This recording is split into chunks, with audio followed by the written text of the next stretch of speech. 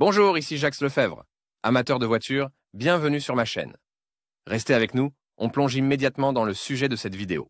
Voyons d'abord les conséquences de la surchauffe d'un moteur. Même l'individu le plus sain après un coup de soleil peut souffrir de confusion mentale. Après un bain ou un sauna, le cœur fait parfois mal. Quant à une machine, elle est beaucoup plus forte qu'un être humain, mais tout a ses limites. Si l'énergie thermique est dépassée, une destruction inévitable ne peut être évitée. Fondamentalement, la surchauffe a des effets sur la culasse, des fissures apparaissent. Pour éviter cela, le conducteur doit être attentif à la température du moteur. Mais la pratique montre que le conducteur détecte la surchauffe lorsque des vapeurs apparaissent sous le capot. De nombreux automobilistes pensent que la surchauffe du moteur est plus fréquente en été. En fait, ils se trompent.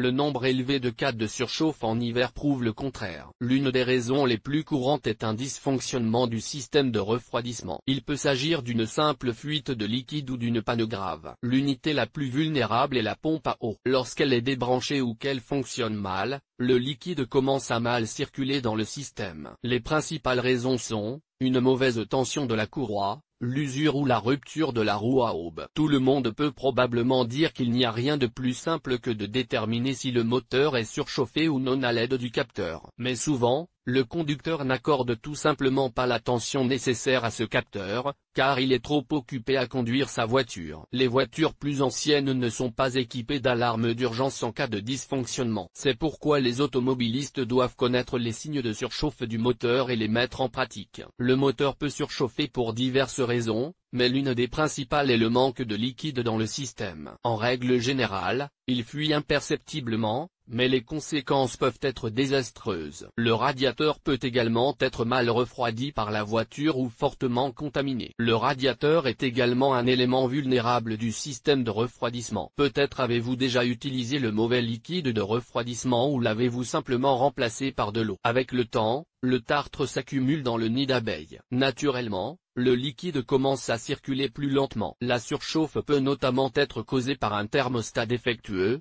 et le liquide ne circule que dans le petit circuit. De même, si l'injection de carburant est mal réglée, la surchauffe est inévitable. Première action en cas de surchauffe d'un moteur diesel. Dans un premier temps, il s'agit de déterminer la cause de la surchauffe. En général, les tuyaux, le radiateur, la jauge de température et le thermostat sont immédiatement vérifiés. Il n'est pas facile de comprendre pourquoi un moteur diesel s'échauffe lorsqu'il est fortement sollicité. Si le moteur n'est pas utilisé correctement, une surchauffe est également possible. Par exemple, si vous roulez constamment avec des vitesses réduites et des régimes élevés, vous ne pourrez pas éviter de faire bouillir le moteur dans un avenir proche. Il arrive que pendant le réchauffement de l'hiver, la surchauffe soit causée par les isolateurs du moteur, qui ont été conçus pour des températures élevées. Lorsqu'une surchauffe est détectée, les causes et les conséquences de la surchauffe sont immédiatement examinées. Le moteur doit être coupé et le véhicule arrêté. Après avoir fait la pointe de liquide,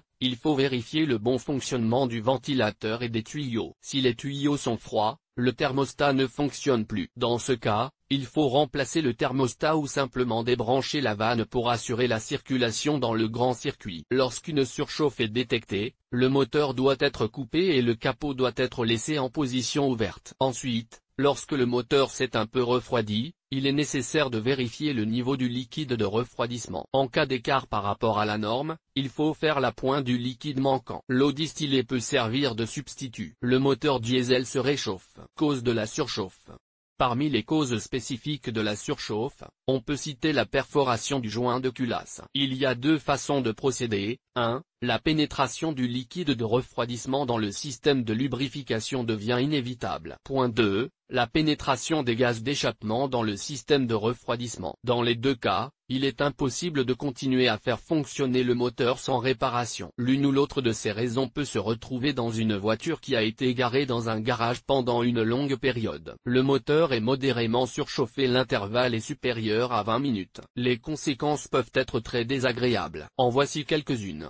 Des culasses déformées, des fissures apparaissent dans la culasse, les joints de culasse grillent, les pistons ont des chicanes interbagues cassées. Le moteur est gravement surchauffé. Les causes sont diverses, mais la principale est considérée comme un manque d'attention dans l'entretien du véhicule. En cas de surchauffe importante, toutes les pièces sont susceptibles d'être endommagées. Il n'est pas rare que le moteur explose. Pour éviter cette horreur, il faut prévenir le système de votre ami à 4 roues, le moteur cale. Moyen de déterminer la surchauffe du moteur. Tout le monde dira probablement qu'il n'y a rien de plus facile que de déterminer la surchauffe à l'aide d'un capteur. Mais souvent, le conducteur ne prête tout simplement pas attention à ce capteur, emporté qu'il est par la conduite du véhicule. Les modèles plus anciens n'ont même pas d'alarme en cas de surchauffe. C'est pourquoi les automobilistes doivent être conscients des signes de surchauffe du moteur. Lorsque le niveau de liquide est bas, le chauffage tombe d'abord en panne, et ce parce que le radiateur est situé au point le plus élevé du système de refroidissement. Le chauffage peut également cesser de fonctionner en cas d'ébullition de l'antigel, un bouchon se forme dans le système et le liquide ne pénètre pas dans le chauffage. En outre, en cas de surchauffe,